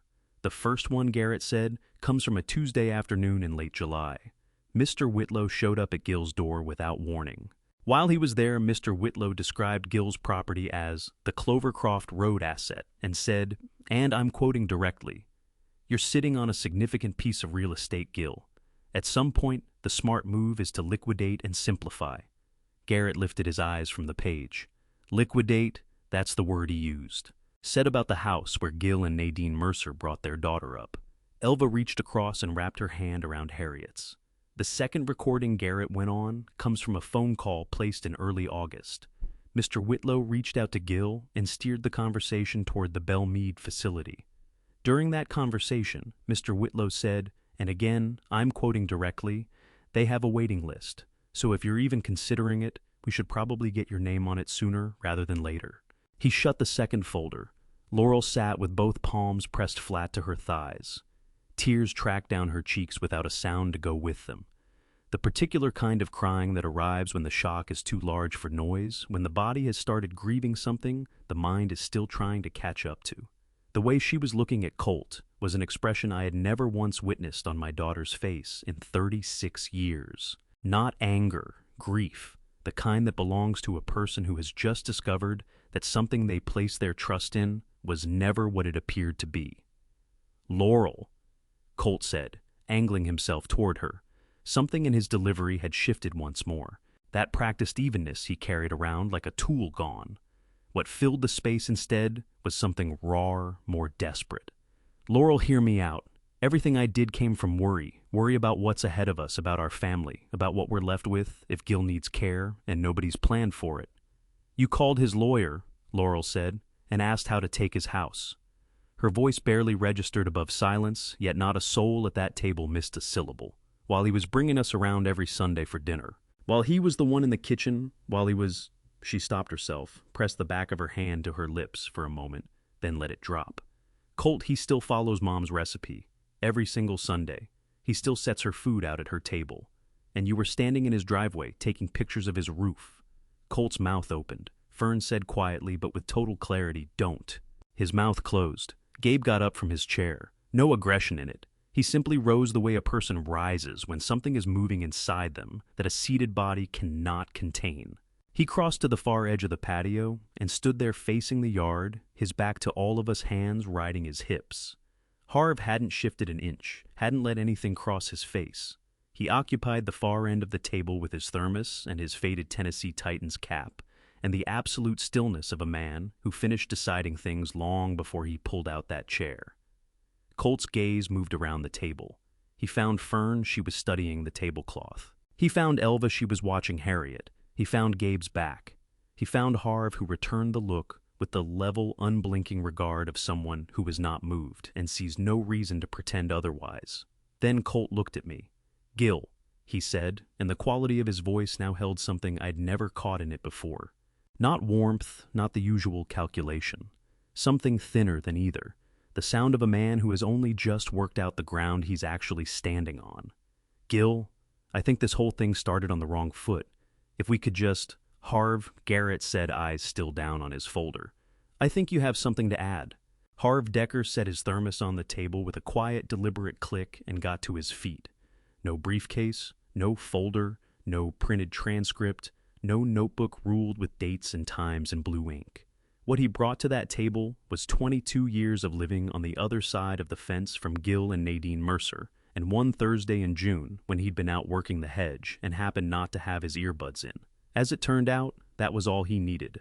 He took his place at the end of the table, the way men stand when there's nothing to perform. Feet planted, hands easy gaze, going straight to Colt Whitlow, the direct, unadorned look of someone carrying no agenda in either direction. Roughly a month before that Sunday in the backyard, Harv said, I was working the hedge out front along the property line. Thursday morning, somewhere around 9:30, maybe 10:00. Colt rolled up in his car. He wasn't a lone younger guy with him put together like he was headed to a listing. Dark suit leather portfolio. Colt's chair scraped back a few inches. Harv, Still talking? Harv said quiet, but with the kind of weight that stopped Colt mid-word. Colt settled back. They walked the whole property. Harv continued. All the way around front yard, the side fence, the back. The younger fellow was keying notes into his phone. Colt was doing the pointing roofline lot dimensions the pool. Harv let a pause sit there, and in it the oak tree stirred, and September light moved slow across the grass. My first thought was maybe some kind of repair estimate. I nearly moved on. He looked straight at Colt. Then I caught what Colt said to the other man. Harv's voice stayed level factual, the cadence of someone reading a sworn statement into the record. He said, once the old man moves into assisted living, this place will sell for close to $1 million. Brett, I need you to run the comps by next week. A sound came out of Laurel like something deflating. Fern brought her hand down on the tabletop, not quite a slam, but the wood felt it. She held her palm there and made herself breathe. Harriet Coble pushed her chair back and stood, 71 years old, and she rose the way people rise when the words that have just been spoken demand it. Nothing came out of her mouth. She simply stood, one hand resting on the table's edge, her eyes on Colt Whitlow, wearing an expression that Nadine would have known the instant she saw it, because Nadine had worn that same look herself more than once. The look of a woman who has stretched her grace out further than it was ever owed, and has finally come to the end of her supply. Colt's face had gone the color of old concrete. That is, I was speaking loosely. It was a professional conversation, nothing more than, "You called me the old man," I said. My voice landed quieter than I'd intended. Not sharp, just steady, right in the center of the yard, where 3 decades of Sunday afternoons had unfolded. Colt met my eyes, and for a single second, when everything he'd built fell off him at once. The polished agent, the attentive son-in-law, the rehearsed concern, the careful folders. All of it gone, and what sat beneath was something far less complicated. A man who had been caught.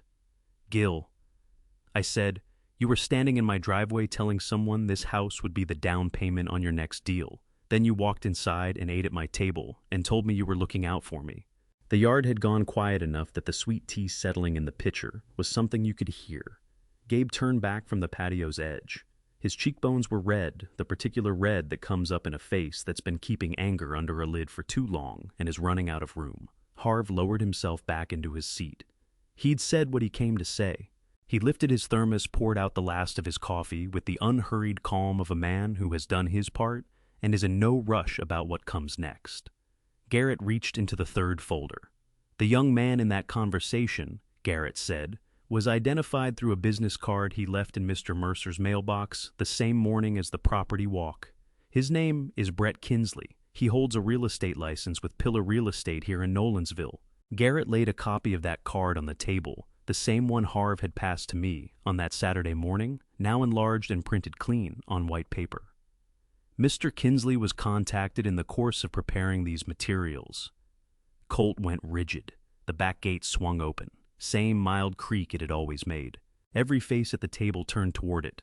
There at the latch stood a young man in a dark suit, 34 years old, leather portfolio tucked under one arm. His face carried the flush and unease of someone who arrived at a hard decision, screwed up the nerve to act on it, and is only now standing on the far side of that moment, wondering whether the nerve was enough. Brett Kinsley came through into the backyard. He stopped just a few steps past the gate. He looked at the table. He looked at Colt. He looked at the copy of his business card resting on Nadine's picnic table in the September afternoon light. And something in his face, some last remnant of the driven young real estate agent who'd walked this property in June, keying notes into his phone, caved in on itself. "I'm sorry," Brett said. His voice came out thin and strained, the voice of someone who had practiced this moment privately and discovered that practice hadn't covered the distance. He wasn't looking at Colt when he said it. He was looking at Laurel. Laurel stared back at him with red-rimmed eyes and a face that had taken too much in the last 20 minutes to have anything left over for surprise. "Who are you?" Fern asked, though the answer was already plain to her. "He's the man Colt brought in to put a number on this house," I said, so Colt would know what he stood to make when he sold it. Brett's jaw tightened. He gave a single nod, the nod of a man accepting a verdict he knows is fair, even knowing it's going to hurt. "I pulled the comps," he said. "Colt asked me to run the numbers on the property. I didn't know at the time. I didn't understand the situation." He stopped, pressed his mouth shut, then tried once more. "When I worked out that the owner was still living here, that no one had spoken to him, that it wasn't." He exhaled. "I told Colt I was out 2 months ago. I told him I wanted no part in it." Colt's voice came out sharp and stripped of everything that had served him all afternoon. "Brett, you don't have any reason to be here. This is a private Colt." Brett looked at him with the particular exhaustion of a person who has spent 2 months carrying guilt around and has finally decided to set it down. "I should have showed up sooner." Laurel pressed both hands flat over her face. Her shoulders seized once hard, a sob that got caught somewhere before it could get out. Then her hands dropped and her eyes went to her husband. Really went to him the way you look at something when you're making up your mind about what it actually is. Colt looked back at her, and in the specific terrible texture of that exchange, the way his eyes slid from her face to the table to somewhere out in the yard, to anywhere except back to her. I could see that he already knew what she was thinking. He'd known it since Garrett came through that gate. Garrett closed the third folder, set his pen aside, and folded his hands on the table with the composed, unhurried manner of a man who has laid out everything that needed laying out in this part of the proceeding and is in no hurry about what follows. The September light had turned golden across the backyard. The old oak's shadow stretched long across the lawn. Nadine's picnic table, the one she'd circled 3 times in a furniture barn in Brentwood in 1993, before deciding it was exactly right, held all of it. The folders, the thermos, the sweet tea pitcher, the cream-colored proposal Colt had brought. The peach cobbler Fern hadn't touched in every Sunday afternoon that had ever taken place in this yard. I looked at my daughter's face and waited. Brett Kinsley stood just inside the back gate with the particular stillness of a man who has done a hard thing and is now inhabiting the first moments of what comes after. He wasn't looking at Colt anymore. He was looking at Laurel, at her red-rimmed eyes, her palms pressed flat against her thighs, the careful fractured composure of a woman, keeping herself in one piece through sheer will. Something in Brett's face said that the actual cost of what he'd been part of was landing on him now with more weight than he'd anticipated, Mr. Kinsley Garrett said. "Thank you for coming." Brett gave a tight nod. He moved to the edge of the patio, not taking a seat, just standing there, with his portfolio tucked under his arm, like a man who hasn't yet decided whether he's earned the right to sit down. 3 months ago, Brett said Colt came to me with what he called a pre-market opportunity, a property on Clovercroft Road. He described the owner as an elderly relative who was already weighing a move to assisted living and said the family wanted to be ready when that moment came. He paused. He told me the owner was aware. Fern looked down at the tablecloth and said something low and private that I made no effort to catch. So I ran the comparables. Brett continued. Homes in this neighborhood, this lot.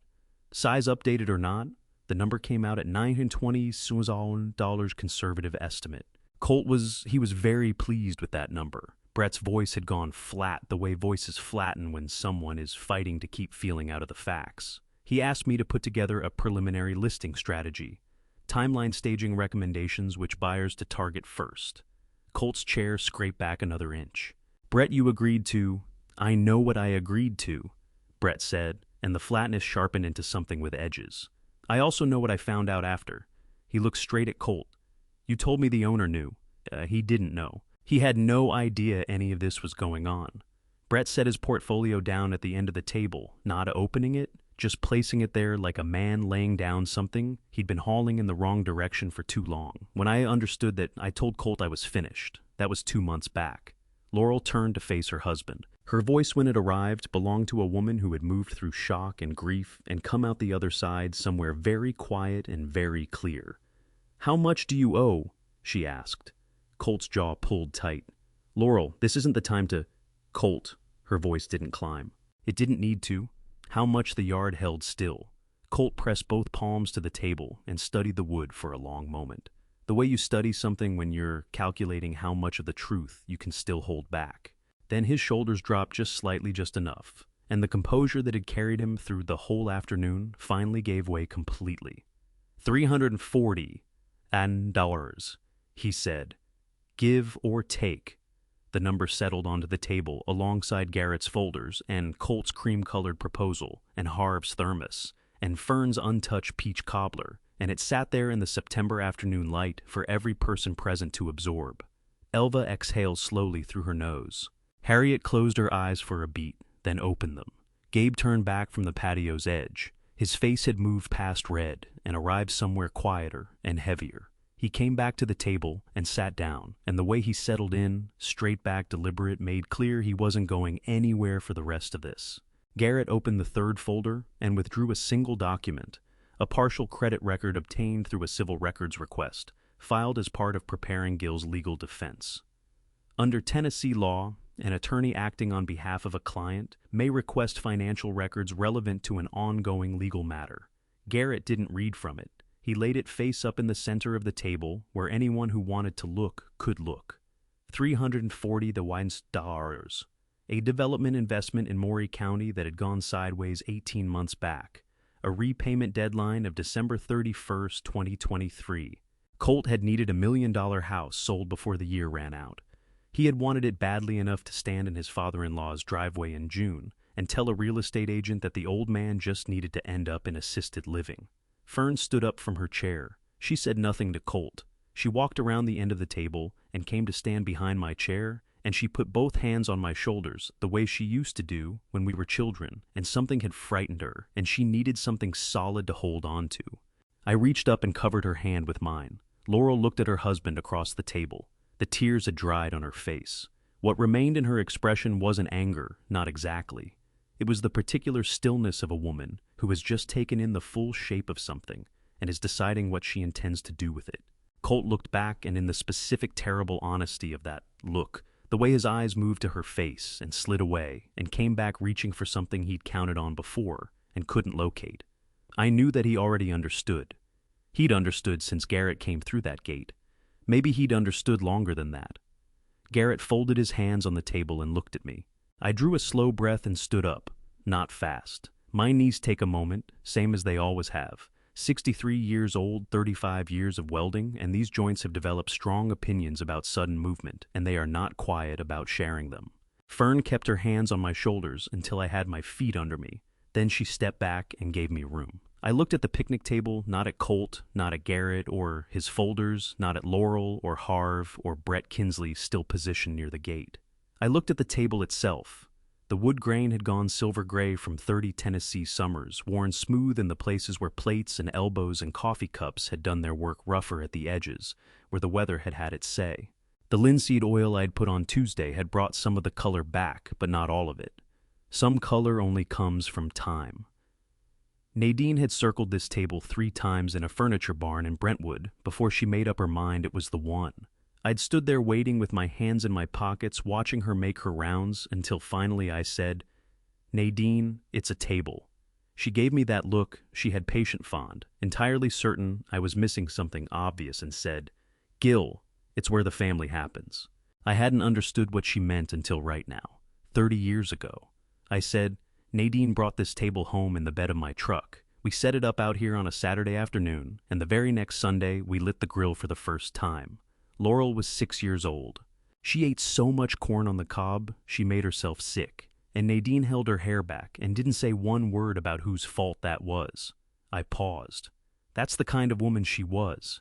Harriet made a sound, half laugh, half something that had no clean name.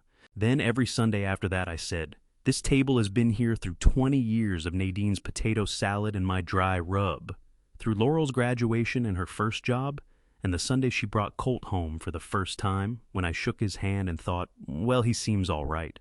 I let that sit a moment. Through Nadine's diagnosis and the Sundays that grew quieter after that, and the Sunday we didn't have because she was gone, my throat tightened. I let it. And then the Sundays I kept having anyway because she told me to. Because she said the table was where the family happens, and she wanted the family to keep happening, even when she was no longer part of it.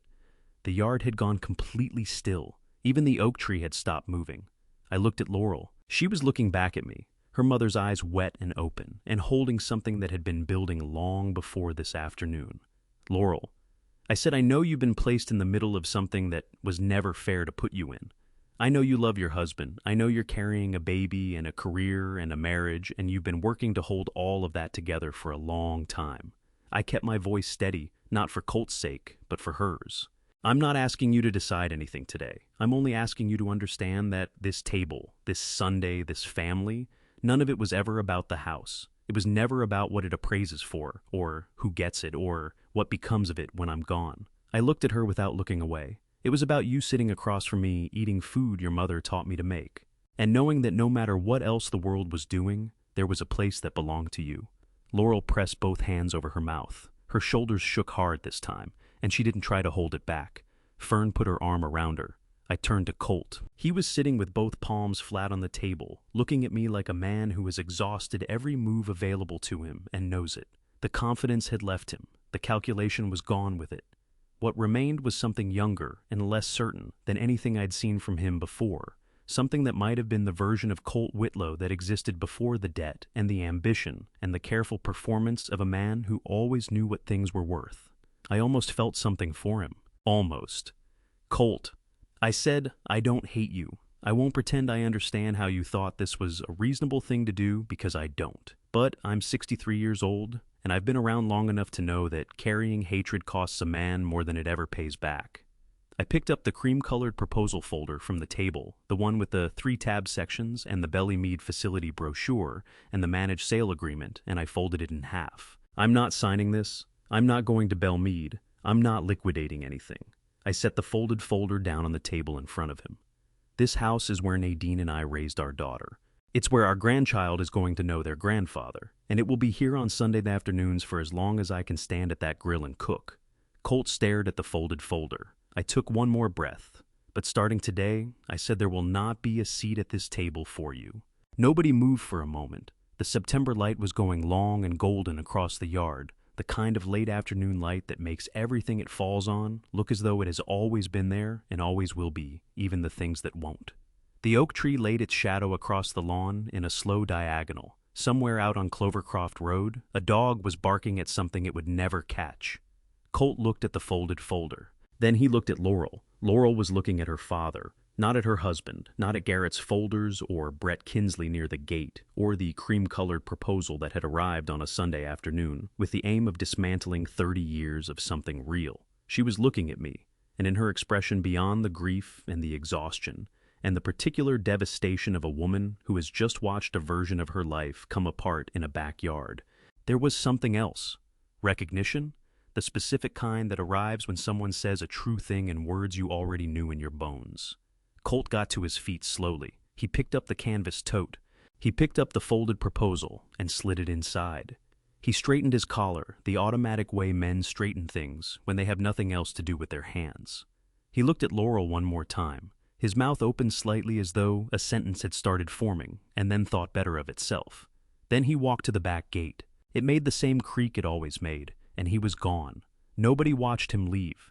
That was the thing. Not Fern, not Gabe, not Harriet or Elva or Harv. Not one person turned to mark the exit of the man who had walked into this yard 3 hours ago with a folder full of plans and the belief that the room would arrange itself around what he wanted. Brett Kinsley let out a long, uneven breath and looked at Garrett. "Is there anything else you need from me?" "I'll be in touch," Garrett said. "Thank you for coming." Brett gave a single nod, glanced briefly at Laurel, and let himself out through the same gate Colt had used. The creak again, and then quiet. Harv reached for the serving tongs. "There are still 2 ribeyes on that platter," he said, in the voice of a man raising a practical matter that has earned its attention. "It would be a genuine shame," Fern said, and then she laughed. It came out surprised, the kind of laugh that gets there before you've given it permission. And it was enough to open something up in the yard, some tight wound quality that had been sitting in the air since Colt reached into that canvas tote and changed the temperature of the afternoon. Gabe stood and went to the grill without anyone asking, the same way he'd gone for the chairs when he arrived, because that was simply the kind of young man he was. He lifted the lid, checked the coals, decided they were good. Harriet Colble got to her feet, smoothed her dress, walked over to the sweet tea pitcher, and poured fresh glasses for Elva and Fern. And then for me, setting mine down in front of me with both hands the way Nadine used to set things down, with care, with intention, as though the act of placing something meant something. Nadine would have had something to say about all of this.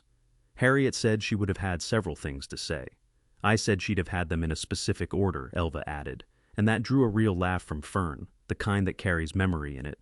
Laurel was still in her chair. She hadn't moved since Colt walked out. Her hands were resting in her lap, palms turned upward the way hands rest when a body has stopped bracing itself and doesn't quite know what to do with the stillness that follows. I came around the table and settled in beside her, not in Nadine's chair. In the one next to it, the chair that had always been mine when the table was full, and Nadine was in her spot, and Laurel was across from us, and the afternoon was unfolding the way Sunday afternoons were meant to. Laurel looked at me. Her eyes were dry now. Something had moved in her face, not settled, not resolved, nothing that clean, but present, here in this yard, on this Sunday, at this table. "I don't know what I'm going to do," she said. Her voice was quiet and honest, stripped of any performance. "You don't have to know today," I said. She looked down at her hands. The baby's going to need a grandfather. The baby's going to have one, I said. Every Sunday, right here. She reached over and took my hand. Not as a gesture, just took hold of it, the way people reach for something they need to hold on to, and held on. Harv set a plate down in front of me. A ribeye medium with a dark crust from Nadine's Dry, rubbed the brown sugar, giving it that particular sweetness that made people close their eyes on the first bite.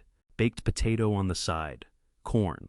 Don't let it go cold, Harv said in the tone of a man who has done what he came to do and considers the matter closed. I looked at the plate.